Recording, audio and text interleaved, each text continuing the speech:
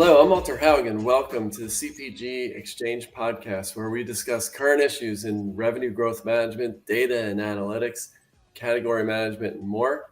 I am the owner of the Data Science and Strategy Share Group and the Revenue Growth Management Share Group. And today, we're going to focus on both those topics with Lee Tussing, who's got a lot of experience in both. He'll introduce himself in a minute, but first, I'd like to introduce my co-host, Jan Van Hook. Jan, good to see you and welcome. Good to see you as well, Walter. Thank you. Hi, everyone, and welcome to the CPG Exchange. Again, my name is Jan Van Hook with TCS. Just a quick overview of TCS. We partner with over 100 CPG and retail brands like Nestle, Unilever, P&G, C&S Wholesale, and many others to accelerate their growth and digital transformation journeys. So with that, Lee, I will turn it over to you for an introduction, please. Thanks, John. Walter, great to see you both again. My name is Lee Tussing, and worked with Walter in the Revenue Growth Management Share Group for a number of years, and also spent some time with Jan, and again in the Share Group experience. And we were just talking about how we had an early look at the AI capabilities for IBM back in 2018, which seems like a lifetime ago. But so happy to be here. My career has been always in the beverage world. I've worked for Pepsi, Anheuser-Busch, most recently at Constellation, even did a couple year stint at a craft brewery up in Vermont way back in the day. So passionate about retail brands, really, brands that consumers really care about and are passionate about. So that's always been something that's been important to me.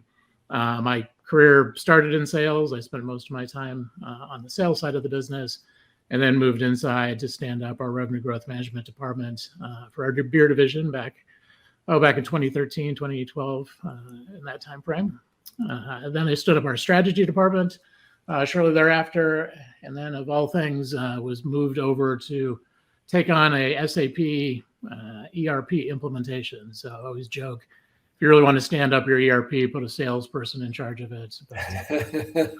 Interesting change of venue, and then expanded the role into CIO after that, and had that role for just about 3 years. And so left Constellation back at the end of February, and I'm off to what is next and looking at opportunities, and excited about what is next, but learned a lot through the various areas of my career where I've been.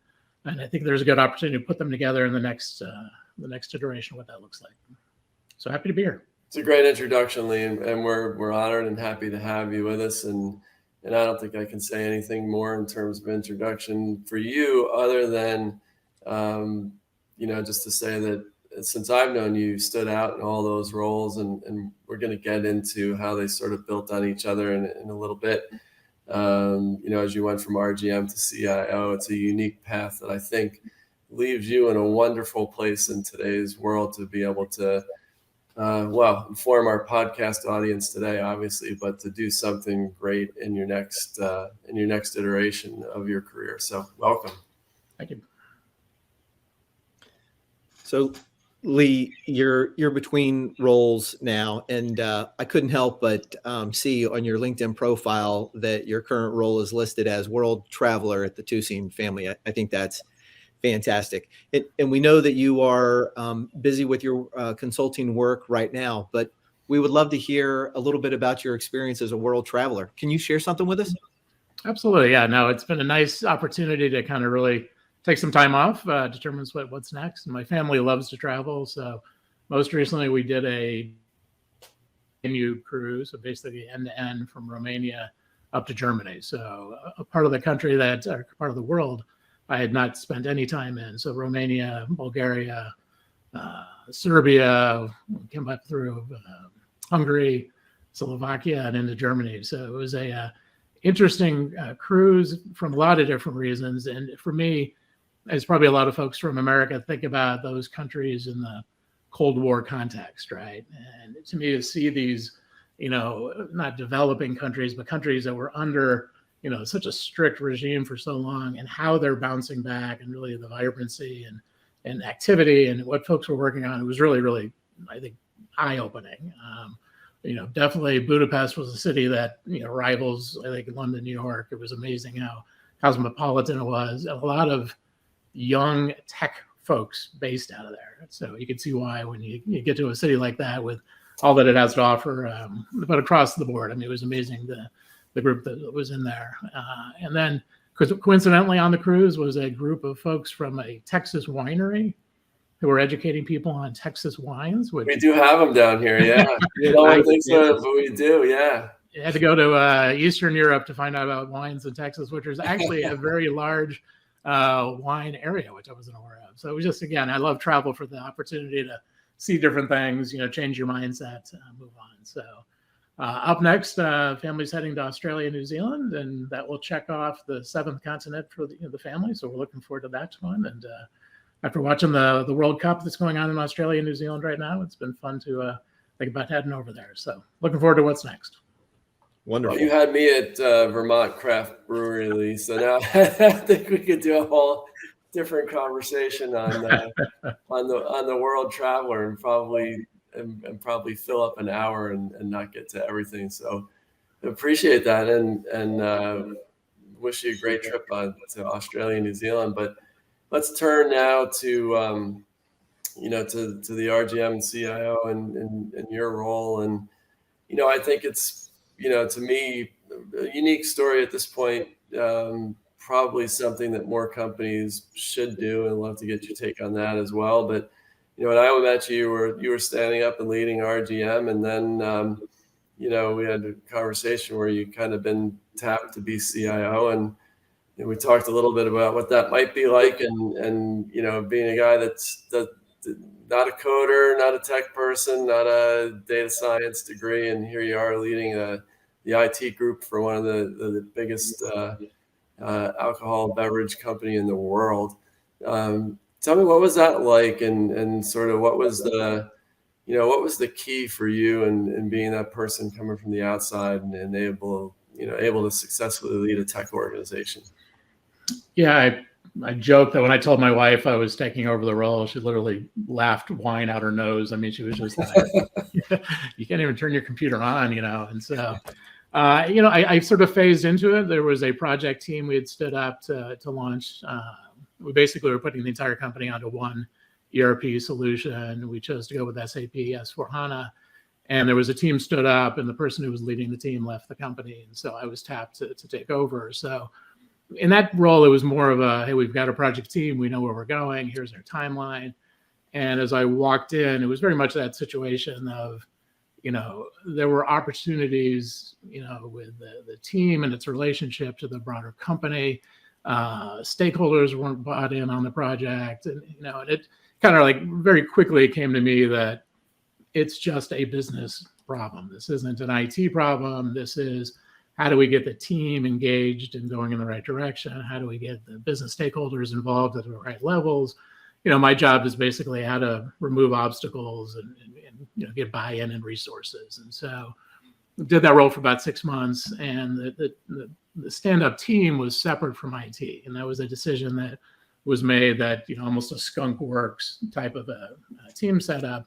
We had a separate office, we had a separate dedicated workforce. And so about 6 months in, our CIO had left the company. And so there was definitely an opportunity in my view that, working more closely with IT made sense, and that it didn't really have the value of having a standalone group that I think was initially thought that they needed to do. So I pitched at that point in time to my boss that, put me in as that role. I would do the project team and CIO and basically work on knitting the group back together, which ultimately I think was the right move. And so went into that. And similarly in IT, again, it was a broader purview, since now it was beyond just the ERP implementation, but same things applied. The team had felt disconnected. I think there was an opportunity to sort of rebuild the culture they had. I think I was the 5th CIO in 3 years by the time that I rolled into the role. So lots of turnover. And again, it's about, you got great people on the team. How do you get them, feeling good about what they're doing, engaged, tied into the business? It was really where I came in. And so to me, that was the biggest thing I could bring to the group. Because as I said, if you've got really smart people on your team, if a coding problem comes up and it gets to my desk, man, there is something wrong. Something's wrong. You've lost the plot if they're coming to me and saying, should we go this way or this way? It's more, what do you recommend? What are the pluses and minuses? How can I help? It was really how I approached it. Well, you must have drawn on a lot of prior experiences, but I'm trying to imagine that IT group, as you just described. Here comes the fifth CIO in 3 years, and he's not one of us. He doesn't come from us. Is there a moment where you had to sort of, you know, either prove yourself or get everyone to come along? And what was that like? I could imagine you had some skeptics. Oh, myself being one of the largest of them. What I did, I really listened a lot. And so we're fortunate, or, Constellation's fortunate, they've got, bars in all of their offices. And so I just went out on literally kind of a listening tour where I went out and, spoke to people and talked about what I was going, where I came from, who I was. And then, over some beverages, just chatted with folks. And, got a lot of folks came in with, unloading on all the concerns and the questions and the thoughts. And to me, it was, I didn't come in, hey, I know what to do. I know what the answer is. To me, it was more, help me understand, where our opportunities are. How can I help you best to get where we need to get to? And then really leverage the leadership team, on how we can prioritize what we need to work on. Where are the pain points? What are the issues? And then we really worked closely with the next level down and their teams on, we had an engagement score that was the lowest in the company on a survey we had just completed. And so we highlighted the two main pain points that came out of that survey, and then worked with the teams. What can we do to, address these two issues? How can we turn those around? And within a year, it turned those scores around where we were the best scoring department in the company. And so that's how it started. But I mean, there was no, and I think that's always a fault. I think when folks come in and say, I know the answer, this is what we need to do, it's almost worse because people they're like, hey, you don't understand us. You don't know where we're going, what we've been through. And so I think listening more than speaking at the beginning was a key success factor. So, Lee, this is one of the reasons why Walter and I were so excited about having you as a guest on the podcast, right? A very unique experience that you've had, having an executive role on the business revenue growth management side, and then moving into this executive IT role. It gives you this very unique perspective. So can you build on those comments that you made? What do you think some of the lessons learned are and some of the best practices on how the business should collaborate and talk to IT? And then conversely, what do you see those same lessons learned are from the IT side to the line of business? No, it's a great question. And I, having sat on the other side of the table and I've been involved, we used to have a, kind of a technology prioritization group that brought business people together. And it was, the yearly budgeting process. And so I would sit there and, listen, I need a pricing solution and it's going to cost me this amount of money.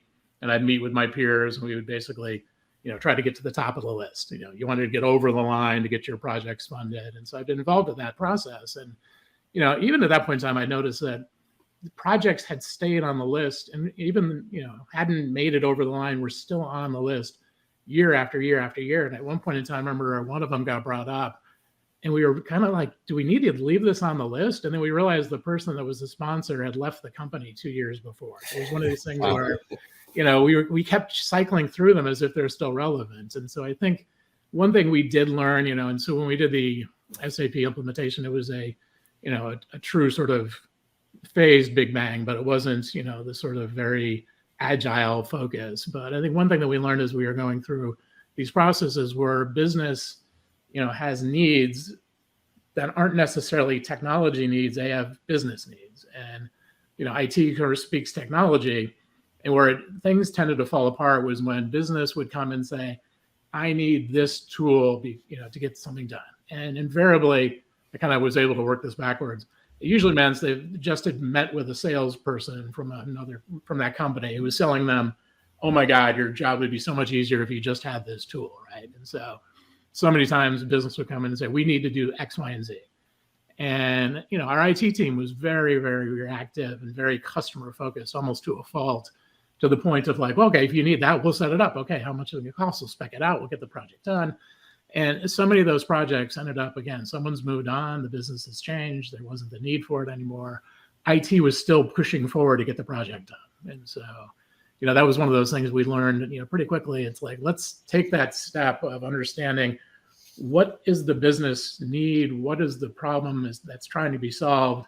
And I mean, I know when I came in, I first started with the revenue growth management team, was we couldn't tell you what our pricing was, very quickly, right? So I knew we needed a tool, something to gather the data up, right? And so we had to be very kind of, articulate what I need to know is, what are we charging for our products? What's the consumer paying? What's the lift, the elasticity, a couple of equations, right? And so, and we started right off, and it's like, okay, we need this tool. And we went and we again talked to some salespeople, and we came and said, we need this tool. And we spent a lot of time. Our first iteration was pretty messy, pretty not the end result we wanted to get to.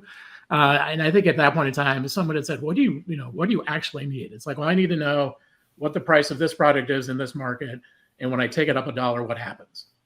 That's a whole different thing than I need XYZ tool, right? So it's like, okay, well, I'm a tech person. I can say, well, we've got data. We're missing the data upstream. Okay, we can get to that. You need a way to, synthesize the information and get a decision out of it.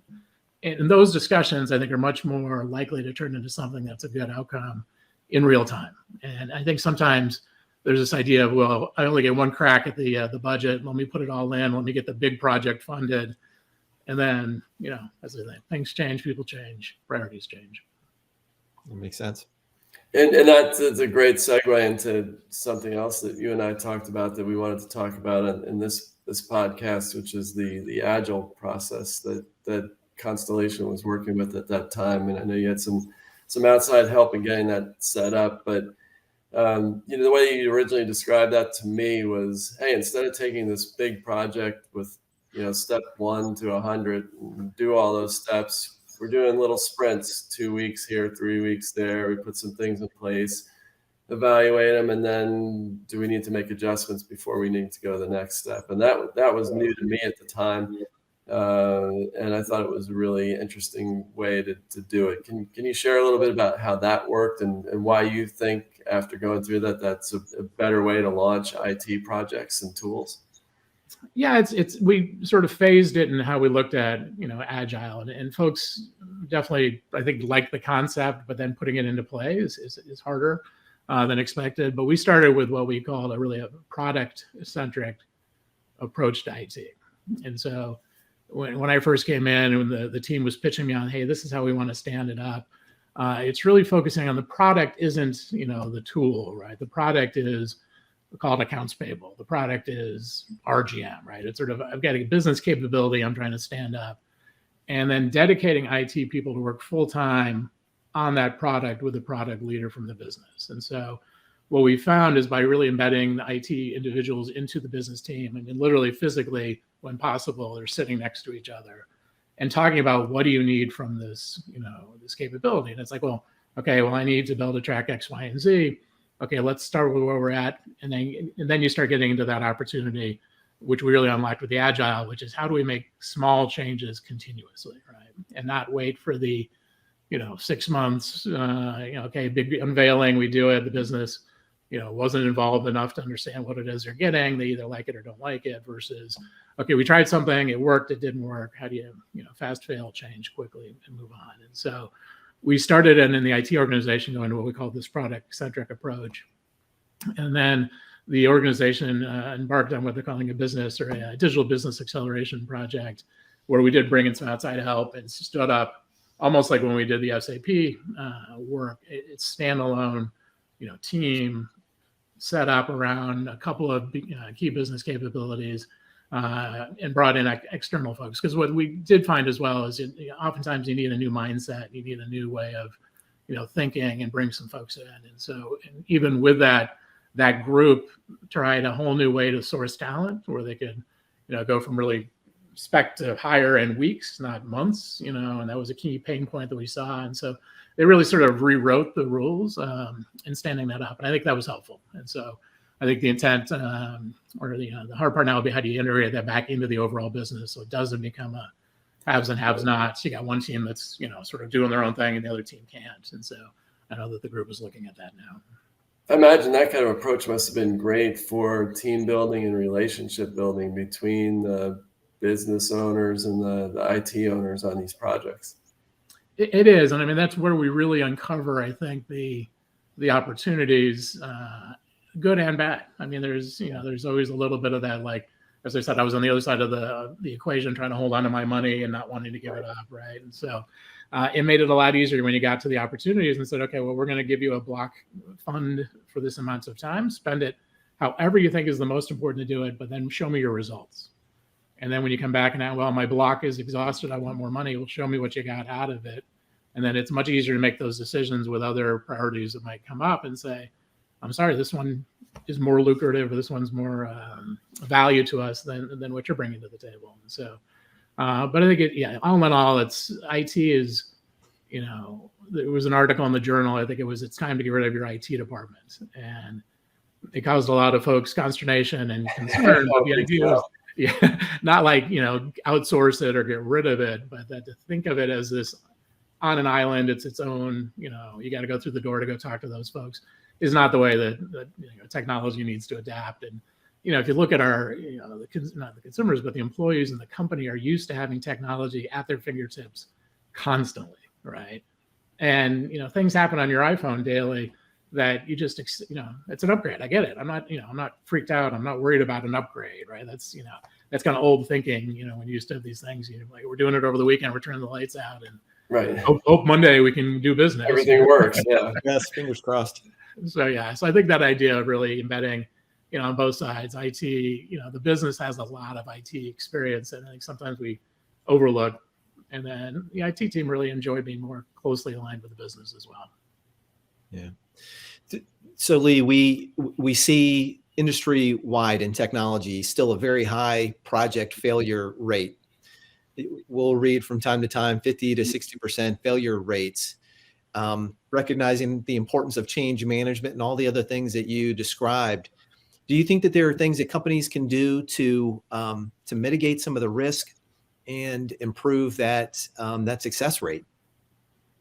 Yeah, I think, again, getting smaller bite-sized projects is part of it, right? But even in something as large as, putting the entire company onto new ERP was a big project. And some of those you just can't bite-size them out, right? And so, but when we did do that project, I'd say the two things that we learned lessons on the one area, and the other one I think was just great outside counsel was, as you mentioned, the first one, we stood up in a very robust change management group as a part of the project team. And so we had folks identified and, really in the project team, but then throughout the broader organization, change leads, we had training. We really didn't just talk about it. I think people like to talk about change management, but really equipping people with the skills to understand, hey, where are we, with acceptance of this idea? Do people understand why we're doing it?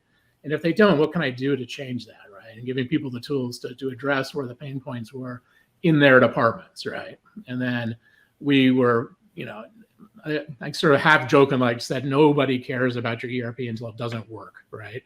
Right. And we made people care about it. So we had, I used to do videos similar to this. I would send out to the company. We had, recognition website. We'd send letters. I mean, people knew about this project, which oftentimes isn't the case. They get sort of, it's not, it's IT who's really excited about it. No one else can. And so I think the change management part of it made it so that the company realized this is one of the most important things we're going to do over the next number of years.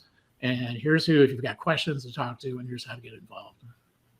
And then the second thing we did was, more to your risk comment, was we had a history of launching, large projects and then having to go and spend a lot of time and money to clean up where we had issues, whether those were, issues with closing the books or material deficiencies, et cetera.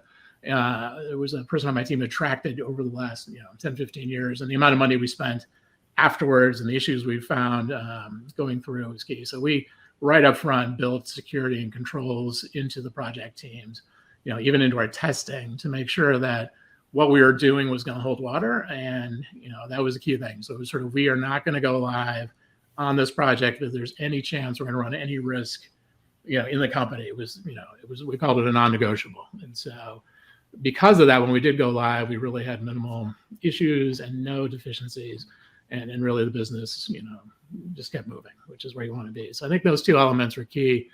Whether that relates to the overall, how do you get projects to be successful? I think it's, smaller, really focused on what did you get, what did you change, and how do you, what's the next iteration of it. And for those big ones, change management is absolutely key.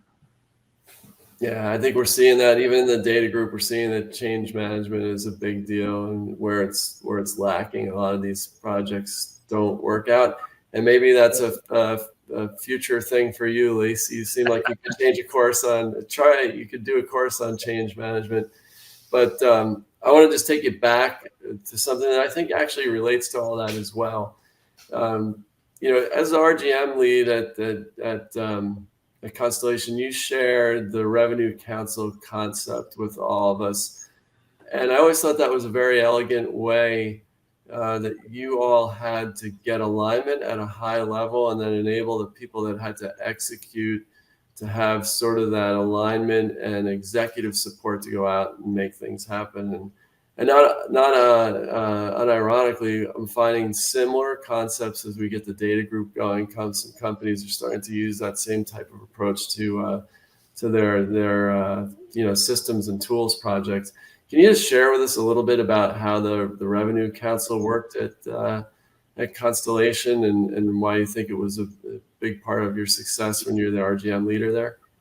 Yeah, no, absolutely. We stood up the Revenue Council to basically, I called it the Supreme Court of the land, right? So we started with the laws, if you'll kind of pardon the analogy, but we worked very closely at the beginning to understand what our pricing, what we wanted it to look like. When I came in, we really didn't have a unified pricing structure or strategy. And so it was very localized. And so the opportunity starting with really the marketing team, also understanding our financial needs and the sales team was, where do we want our products to be priced at? And so my team did a lot of work giving the data and the rationale why we thought where we needed to get to was right. And then we published our strategies and said, okay, I want this product to be this much more than this product. I want these, here's the relationship between a small size and a large size, and we worked them through. And so we spent a lot of time educating the teams on what those look like. And then we knew there was going to be exceptions. And so when we went through kind of the rollout, the way we laid it out to the team was, as long as you stay within these, guardrails, you're good to go. You can make a change. You don't need approval to do so. We have systems approval because we needed to make sure we were making the changes in the system appropriately. But at a lower level, you could make those changes. But when you decided you wanted to go outside the guardrails, I want to go super deep on discount, or I want to take my price up, or I want to do something that isn't within what we normally wanted to see, we had the Revenue Council. And so it, for the beer divisions where I started it at, we was the head of sales, head of marketing, our CFO for the division, and then the president of the division. And then I wasn't really a voting member, and we kind of used to joke that the president had 4 votes, so it was definitely a consensus of these ideas. And so what would happen then, again, if you go back to that Supreme Court analogy, would stand in sort of the lawyer or I'm providing the argument. I'll make the argument, but I would go to the team. It's usually the sales folks who come in and say, "Oh my God, if we lower this price, we could get a tremendous lift out of it." I'm like, "Okay, well, here's what we're going to have to pull, and tell me what you think you're going to get out of it. I will help you build your case, but you ultimately are going to have to take the case to the Revenue Council and stand there in front of your boss's boss, perhaps, and commit to what you're going to get out of this. And if you're willing to do that, and you think this is a good idea, then go. Right. And what I did kind of, as you can imagine, it really turned out to be a good winnowing mechanism, because a lot of folks were like, "Yeah, I don't think I'm really that committed. I don't believe in it that much." I don't think so, yeah. But if it was a really compelling idea, take it up, and then the team could look at it and say, "Okay, we agree." And it gave that good interplay because there was a financial commitment, so the CFO wanted to see it. Obviously, marketing owns the brands and the imagery. Sales is trying to drive the sales, and so it was a great way to keep people at the right touch points in on these ideas. And then we also use that group to determine, okay, what's our price increase strategy for the year? Where do we think we're going to come in? They were the group that ultimately approved the moves that we would make. We usually take pricing once or twice a year, and so we replicated that experience over into the wine and spirits. So the division had a Revenue Council as well. And I think it was just a nice way to keep pricing at the right top of mind, but with the right visibility and guardrails, because, pricing is art and science. I can calculate an elasticity, but I can't tell you what a consumer is going to do, right? So there's definitely gray area in the middle, and it's nice to have the different disciplines involved to come up with the best outcome. What an incredible idea and process, very innovative. And just across all of RGM over the last few years, we've seen just industry-wide a tremendous amount of change and growth and importance on that revenue growth management function. I'd be curious to know what your thoughts are about what the next evolution of revenue growth management is and what changes you see to it coming in the years ahead. Yeah, it's an interesting time. I mean, I was a salesperson who, I would say, was sort of dragged into RGM kicking and screaming, right? Because, typically the sales team does not like the pricing team, right? You make my job harder, you get in my way, you make me fill out forms and track things, right? So, but I did have that sort of idea of what we needed to get to and how best to work with the field was helpful. But we stood it up. And at that point in time, it was, how do you get your data together? How do you understand, elasticities and what's happening in the market? And, I think we had a lot of success in that space. And then I think if you go fast forward to really what's just happened with the pandemic, where, I remember I was on vacation, literally at a lake house, getting a call from the Winn-Dixie buyer who was just fired up because we'd taken pricing. And you need to justify for me why you took your pricing up. And, over the weekend, we're pulling like the cost of malt went up this amount. We're, literally this whole thing for, to justify a price going up. Well, the pandemic happens and pricing, you can see through CPG has just gone, up. We're in an inflationary mode right now. It's just been crazy. And there was pushback. Usually Walmart's the loudest, person who pushes back, or the largest customer that pushes back. And they did, but at the same time, folks just understood this is a crazy environment, and pricing got taken in really large swaths. And you can see when you hear the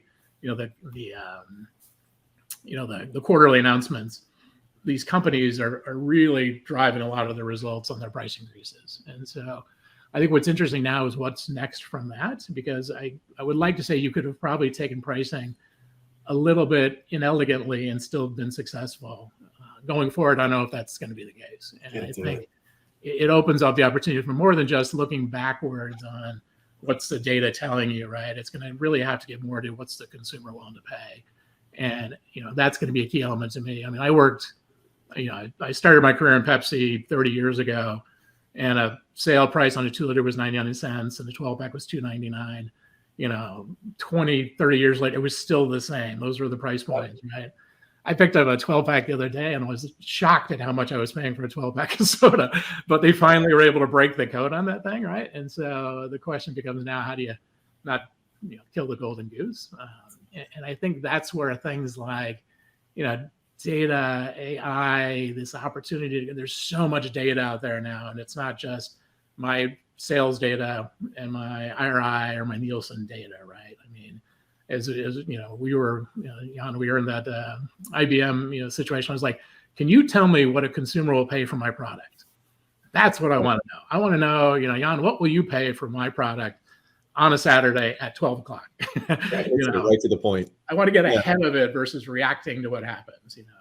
I use the analogy. We used to do our pricing like, there was an old Calvin and Hobbes. It was a cartoon strip, and the son and the dad are driving over a bridge, and the son asks the dad, how do they determine the weight limit? He sees it on the side, and the dad's like, well, they build the bridge, then they just keep driving heavier and heavier trucks over it until the houses, and then it's 1 pound less than that. And the son's like, oh, okay, it makes sense.